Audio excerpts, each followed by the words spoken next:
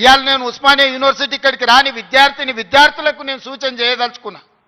మీకు వ్యతిరేకంగా నిర్ణయాలు చేసేటోళ్ళు, మీకు నష్టం కలిగించేటోళ్ళు, మిమ్మల్ని కష్టపెట్టినోళ్ళను మీరు వ్యతిరేకించండి, నిరసన తెలపండి.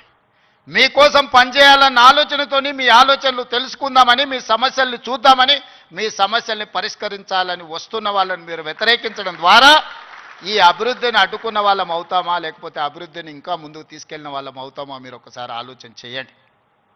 అందుకే ఈరోజు చాకలి ఐలమ్మ యూనివర్సిటీకి పేరు పెట్టడమే కాదు, 500 కోట్ల రూపాయలు ఇచ్చి అభివృద్ధి చేసి ప్రతి తెలంగాణ ఆడబిడ్డ చదువుకోవాలి, రాణించాలి అని చెప్పి వీరనారి చాకలి ఐలమ్మ యూనివర్సిటీకి 500 కోట్ల రూపాయలు నిధులు ఇచ్చి ఈరోజు ఒక అద్భుతమైన పోటీ పడగలిగే యూనివర్సిటీగా తీర్చిదిద్దుతున్నాం. మరి ఒక మహిళా యూనివర్సిటీకి 500 కోట్ల రూపాయలు ఇస్తే మా ప్రొఫెసర్ గారు, మా వైస్ ఛాన్సలర్ గారు 5 కోట్లు 10 కోట్లు అడుగుతున్నారా? అడగడానికి కూడా మా వాళ్ళకు పేదరికం ఉన్నది. ఎంత పేదరికం అంటే అడగడానికి కూడా 100 అడిగితే ఏమనుకుంటారో 100నా అని అనుకునే పరిస్థితిలో మా వైస్ ఛాన్సలరు, మా అడ్లూరు లక్ష్మణ్ అంటే వాళ్ళ పేదరికం వాళ్ళని పెద్ద నెంబర్ ఆలోచన చేయడానికి కూడా అడ్డుపడుతున్నది. అందుకే నేను యోగితా రాణా గారికి ఆదేశాలు ఇస్తున్నా, ఒక కమిటీ వేయండి, ఇంజనీర్స్ కమిటీ. టోటల్గా ఎడ్యుకేషన్ నుంచి, యూనివర్సిటీ నుంచి ఒక టీంని, రాష్ట్ర ప్రభుత్వం నుంచి, విద్యాశాఖ నుంచి, సాంకేతిక పరమైన ఇంజనీర్లతో పాటు ఎడ్యుకేషన్ సైడ్ నుంచి ఉండే వాళ్ళందరినీ ఒక కమిటీ, చిన్న కమిటీని కూర్చి ఉస్మానియా యూనివర్సిటీ 100% ప్రపంచంతో పోటీ పడగలిగే ఒక స్టాన్ఫర్డ్, ఒక ఆక్స్ఫర్డ్ యూనివర్సిటీ స్థాయిలో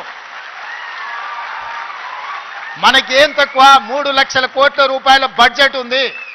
ఎవడో 1,00,000 కోట్లు కట్టింది, కూలింది, పోయింది, 1,00,000 కోట్లు గంగలో పోయింది, గోదావరిలో పోయింది.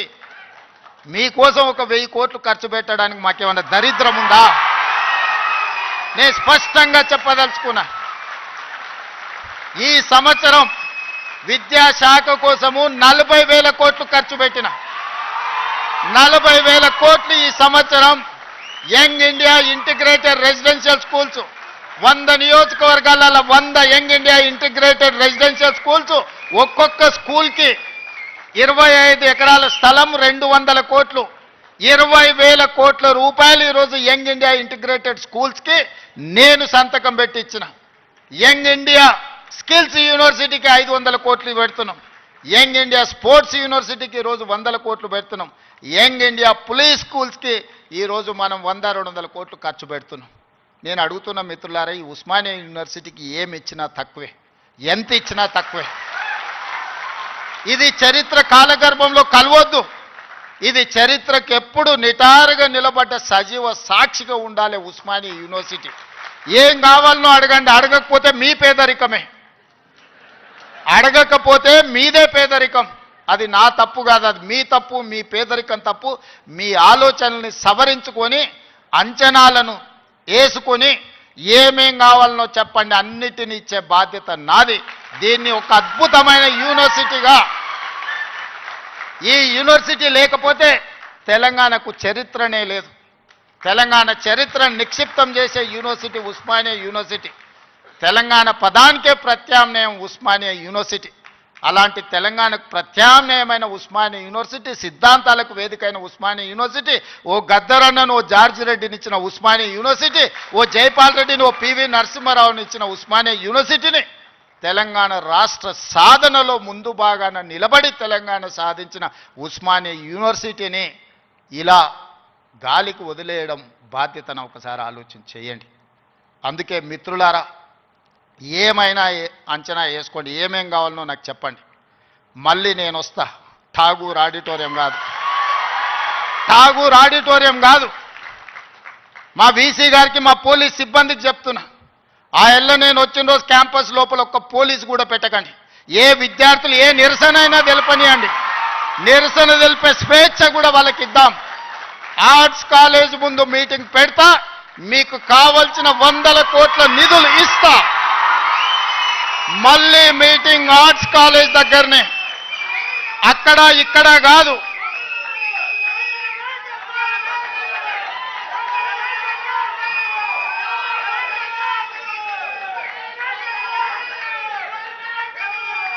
ఆర్ట్స్ కాలేజ్కి వచ్చిన రోజు డీజీపీ గారికి సిటీ కమిషనర్ గారికి నేను ఆదేశాలు ఇస్తున్నా, ఒక్క పోలీస్ కూడా క్యాంపస్ లోపల ఉండొద్దు, నేను వస్తా.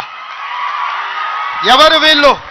మా తమ్ముళ్ళు మా చెల్లెళ్ళు తండాలలో గూడాలలో మారుమూల పల్లెల్లో పేదరికం రుచి చూసి అభివృద్ధి జరగాలి, డాక్టర్లు లాయర్లు ఇంజనీర్లు కావాలి, ఐఏఎస్లు ఐపీఎస్లు ఐఎఫ్ఎస్లు అయి ఈ దేశ నిర్మాణంలో భాగస్వాములు కావాలని ఇక్కడికి వచ్చిన వాళ్ళను ఆనాడు ఉన్నాయన గొర్రెలు బర్రెలు చేపలు పెంచుకోండి అంటే ఈరోజు డాక్టర్లు లాయర్లు ఇంజనీర్లు కాండి ఐఏఎస్లు ఐపీఎస్లు కాండి అని నేనంటున్నా. నేను రావద్దా?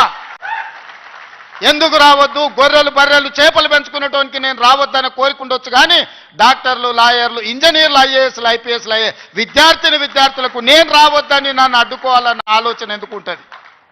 ఒకవేళ అడ్డుకుంటే వాళ్ళు వేసే యక్ష ప్రశ్నలకు సమాధానం చెప్పే చిత్తశుద్ధి నాకుంది. తెలివి ఉందా లేదా పక్కన పెడితే నాకు చిత్తశుద్ధి ఉంది.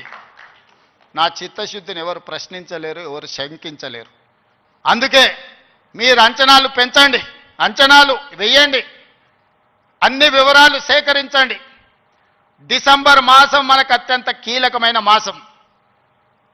Miracle month is December. క్రిస్మస్ని మిరకల్ మంత్ అంటారు, అద్భుతాలు జరిగే నెల అంటారు. డిసెంబర్ 9, 2009కి చరిత్ర పుటలలో ఒక గొప్ప పేజీ ఉన్నది. మొట్టమొదటి తెలంగాణ రాష్ట్ర ప్రకటన డిసెంబర్ 9, 2009 నాడు జరిగింది. అందుకే డిసెంబర్ నెల అంటే నాకు అత్యంత ఇష్టం. మళ్ళీ డిసెంబర్లో ఆర్ట్స్ కాలేజ్ దగ్గర మీటింగ్ పెట్టండి, నేను వస్తా. మీకేం కావాలనో అక్కడికక్కడ అన్ని మంజూరు చేసి జీవో ఇచ్చిపోతా. మొత్తం లెక్క పెట్టండి, ఏం పనులు కావాలో నాకు చెప్పండి.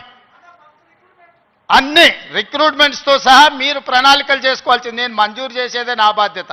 పబ్లిక్ సర్వీస్ కమిషను ఆనాడు గ్రూప్ 1 పరీక్షా పత్రాలు జిరాక్స్ సెంటర్లలో పల్లి బఠానీల కింద అమ్ముకుంటే పబ్లిక్ సర్వీస్ కమిషన్ని ప్రక్షాళన చేసి కొత్తగా నియమించి పరీక్షలు నిర్వహించి దాదాపుగా 85% ఎస్సీ ఎస్టీ బీసీ మైనారిటీలు ఈరోజు సెలెక్ట్ అయ్యే పరిస్థితి ఉంటే కొంతమంది అడ్డుకోవాలని కోర్టుకెళ్ళి స్టే తీసుకొచ్చి సంవత్సరాల కొద్దీ 2011లో పబ్లిక్ సర్వీస్ కమిషన్ గ్రూప్ 1 పరీక్షలు జరిగితే 2025 వరకు మళ్ళీ పరీక్షలు జరగలేదు.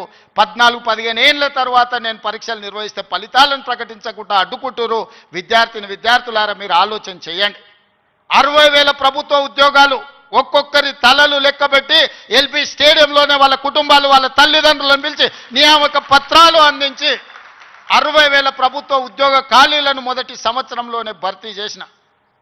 విద్యను పెంచాలి, విద్యను పంచాలి అని 11,000 మంది టీచర్లను 55 రోజుల్లో నోటిఫికేషన్ ఇవ్వడమే కాదు, రిక్రూట్ చేసి నియామక పత్రాలు అందించిన తెలంగాణ రాష్ట్రంలో కొన్ని కారణాల వల్ల ఎస్సీ కేటగరైజేషన్ ఇతర అంశాల వల్ల రిక్రూట్మెంట్ను వాయిదా పెట్టినా ఈరోజు ఆ సమస్యను పరిష్కరించుకొని దాదాపుగా ఇంకో 40,000 ఉద్యోగాలను రాబోయే 6 నెలల నియామకాలు చేపట్టి 2.5 సంవత్సరాలు పూర్తి చేసుకునే లోపల 1,00,000 ఉద్యోగాలు భర్తీ చేయాలి ప్రభుత్వంలో అని ప్రయత్నం చేస్తున్నా. ఇతర దేశాలు ఇతర రాష్ట్రాలు పర్యటించి పెట్టుబడులు తెచ్చి ప్రైవేట్లో దాదాపుగా 20 నెలల 1,50,000 ఉద్యోగాలు ఈరోజు ప్రైవేటు రంగంలో మనం కల్పించినాం. ఈరోజు తెలంగాణ రాష్ట్రము అభివృద్ధి చెందిన రాష్ట్రంగా ఈరోజు వేగంగా ప్రయాణం చేస్తుంది.